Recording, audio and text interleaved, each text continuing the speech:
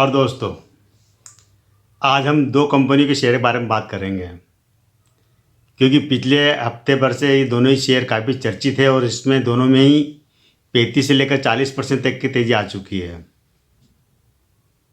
तो पहला जो शेयर है आज का आइडिया, और दूसरा जो शेयर है वो है यस बैंक। इन दोनों में ही करीब 35 से 40% तक की तेज़ी आ चुकी है और दोनों में ही एक खबर चल रही है।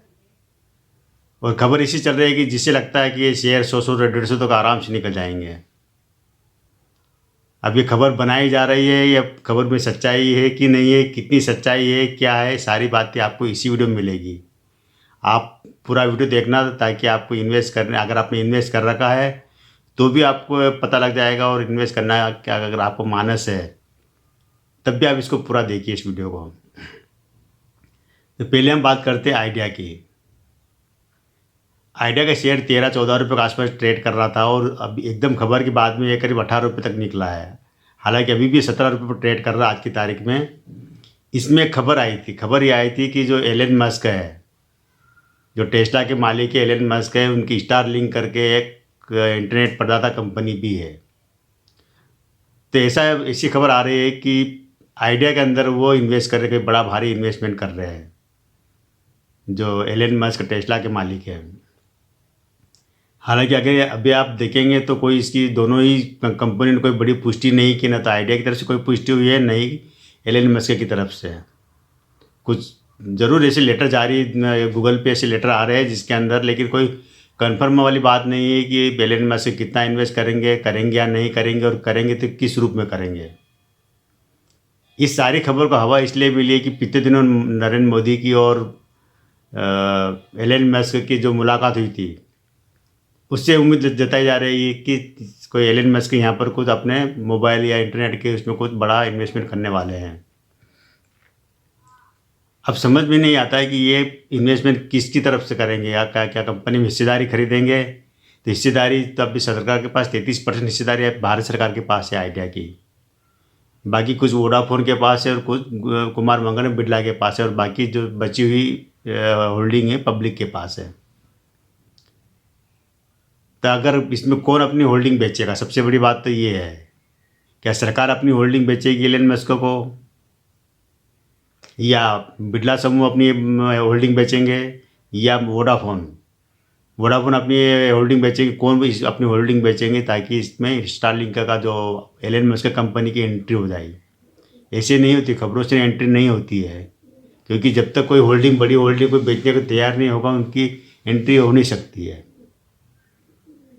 और करेंगे तो किस रूप में करेंगे ये भी है, क्योंकि अभी जो वो आइडिया ने 5G के लिए कोशिश की शुरू कर दी है, और सरकार को करीब 1700 करोड़ रुपए का पेमेंट भी किया उन्होंने।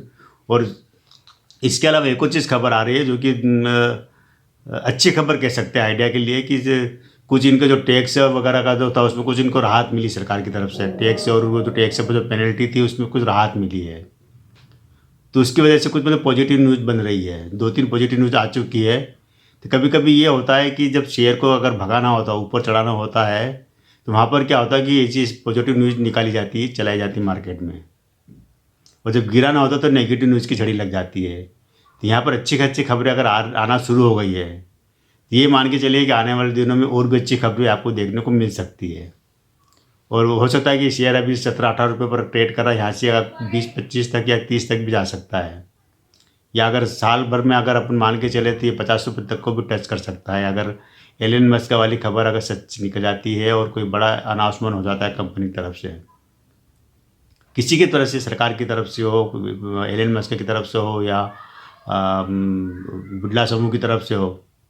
लेकिन वो खबरें अभी कन्फर्म नहीं है, इसलिए आप कोई बड़ी पोजीशन इसमें लेना रिस्की भी हो सकता है, क्योंकि ये शेयर बहुत ही लोगों के पैसा काफ़ी इसके अंदर डूबा हुआ है। जो आइडिया है इसके अंदर काफ़ी डूबा हुआ पैसा है लोगों का, जो जिन्होंने 5-6 रुपये 10 रुपये में खरीदा होगा वो जरूर फायदे में होंगे।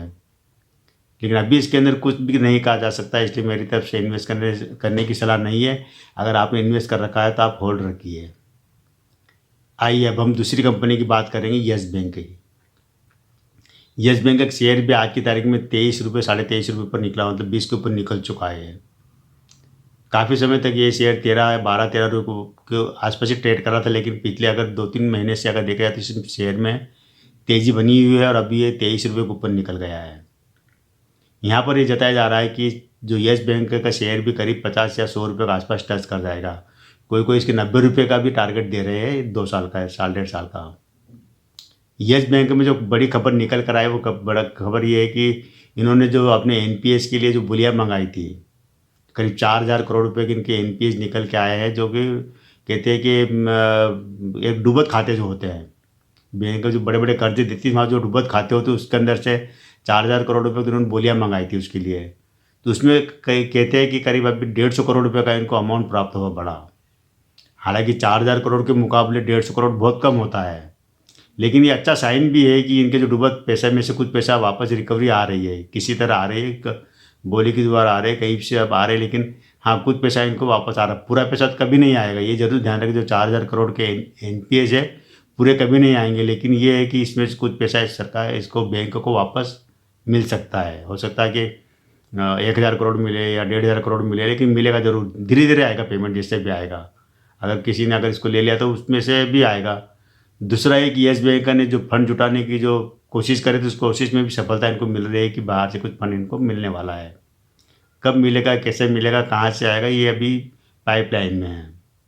लेकिन हाँ, इसके साथ जो कुछ नेगेटिव वगैरह जो चीज़ें थी वो चीज़ें शायद अब दूर होती जा रही है। और जब एनपीएस से मुझे छुटकारा पा लेगी तो एक तरह से कह सकती है कि वापस ये कम बैंक जुड़ने लगेगा और स्वतंत्र रूप से काम करेगा। क्योंकि क्या होता है कि जब एनपीएस जो बड़े होते हैं ना तो ये नुकसान पहुँचा, लेकिन एनपीएस से अगर ये मुक्ति पा लेती है तो उसमें क्या होगा कि इनको एक तरह से एक बड़ा फिर मतलब बैंक एक चलने लग जाएगी। अभी भी चल तो रही है, बैंक बंद नहीं है, बैंक के कई ब्रांच और हो सकता है कि उसके बाद कुछ देश में नई ब्रांचें खुले, नए तरह से काम करे, स्वतंत्र रूप से वापस काम करना शुरू कर दे पहले की तरह जैसे पहला करता था। अभी तो ज़रूर ये एसबीआई के इनके अंडरटेकिंग में काम कर रहा है, लेकिन बहुत जल्दी ये सूचना भी आपके पास आ सकती है कि बैंक को अब पूरी तरह से नए इसके अंदर डायरेक्टर आ जाएंगे, नए एमडी वगैरह आ जाएंगे, तो उसके बाद अपने स्वतंत्र रूप से काम करना शुरू कर देंगे। और ये अभी एक बात बता दूं मैं आपको, जो निजी बैंक में तीसरा सबसे बड़ा बैंक अभी भी येस बैंक है। एचडीएफसी और आईसीआईसी के बाद में ये बैंक है। अब अगर देखें कोटक महिंद्रा बैंक वगैरह भी है, लेकिन येस बैंक का अपना ब्रांड है, नाम है, सब कुछ है। तो ये दो शेयर है दोस्तों आज के, पहला आइडिया है, दूसरा येस बैंक है। दोनों के शेयर की प्राइस लगभग बराबर है। अभी मतलब 18 रुपये के आसपास मिल रहा है आपको, 17-18 रुपये मिल रहा है आपको आइडिया का शेयर मिल रहा है, और 23-23.5 रुपये में आपको येस बैंक मिल रहा है। अगर इन दोनों ही शेयर में आपने अगर इन्वेस्ट किया हुआ है, पहले से कम रेट में इन्वेस्ट किया हुआ है और आप प्रॉफिट में हो और आपको अच्छा खासा प्रॉफिट हो रहा है, तो आप कुछ प्रॉफिट बुक कर सकते हैं इसमें। और अगर आपके पास नहीं है तो कोई अगर आप डाउन में मिलता है, आपको डाउन में अगर ये वापस 20 रुपये के नीचे मिलता है येस बैंक का, हालांकि उम्मीद कम है, लेकिन कुछ नहीं कह सकते, मार्केट है। अगर आपको यह 20 रुपये से कम में मिलता है वापस येस बैंक का, तो आप इसमें थोड़ा बहुत एंट्री ले सकते हैं। तो ये टोटल आपकी मर्जी होगी, मेरी तरफ से कोई इसमें फोर्स नहीं है। मार्केट को देखकर मार्केट का कैसा सेंटीमेंट होता है, क्या होता है, उस हिसाब से आप इसमें एंट्री लें। दोनों शेयर बढ़िया है, कंपनी बढ़िया है, कंपनी के साथ कुछ इश्यूज थे, अब इशू खत्म हो रहे धीरे धीरे एक एक करके। जो आइडिया के साथ भी जो सरकार को जो कुछ टैक्स है और इनको लेकर कुछ इश्यूज थे, जो पेनल्टी वगैरह, तो वो भी अब धीरे धीरे खत्म होती जा रही है। और येस बैंक के साथ भी एनपीए के मामले थे, वो खत्म होते जा रहे हैं। कहने का मतलब अब दोनों ही साफ सुथरे अब भी दौड़ने के लिए तैयार है, मैदान में उतर चुके, दौड़ने के लिए तैयार है ये। और 5G का और जो इसका आइडिया की बात कर रहे हैं मैं, कि जो 5G है, AI प्लेटफार्म वगैरह है और क्लाउड है, तो इससे इनके जो इंटरनेट वगैरह की एक अच्छी वापस मतलब ग्राहक जुड़ेंगे इससे। और अगर एलन मस्क जुड़ जाते हैं आइडिया के साथ में, तो बहुत बड़ी एक जीत हो जाएगी। और ये कह सकते हैं कि एक चीज़ बता दूं, जो एलन मस्क के जो स्टारलिंक जो कंपनी है, जो इंटरनेट प्रदाता है, जो इंटरनेट देती है, उसकी स्पीड इतनी ज़्यादा है कि उसकी स्पीड में हमारे कोई भी अभी ना तो जियो दे रहा है ना एयरटेल दे रहा है। वो एक अलग ही चीज़ है, अलग ही उसकी स्पीड का मामले में दुनिया की सबसे बड़ी वो है स्टारलिंक। अगर उसके साथ अगर जुड़ जाता है तो एक बहुत आइडिया के शेयर में तो आपको कहाँ तक पहुँचेगा इसकी आप कल्पना नहीं कर सकते हैं। पर भविष्य की बजाय वर्तमान देखना चाहिए। तो आज केवल इतना ही दोस्तों। कल फिर मिलेंगे हम एक नए वीडियो के साथ में, नई जानकारी के साथ।